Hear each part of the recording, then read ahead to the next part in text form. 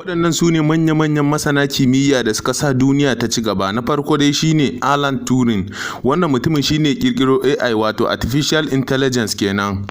A na biyu kuma sai Wright Brothers.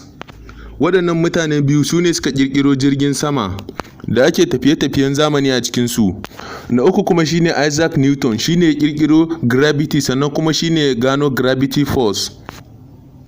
Na hudu kuma shine Benjamin Franklin, shine mutumin da ya ƙirƙiro wutan nefa dai da muke amfani da shi a gidajenmu. Na biyar kuma shine John Pemberton, shine mutumin da ya ƙirƙiro Coca-Cola, wanda a wancan lokacin Coca-Cola aka fara amfani da shi a matsayin magani.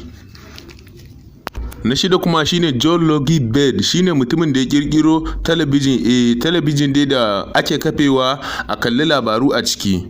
Na bakwai kuma shine Thomas Edison, shine mutumin da ya ƙirƙiro globe dai wannan globe dai kwan fitila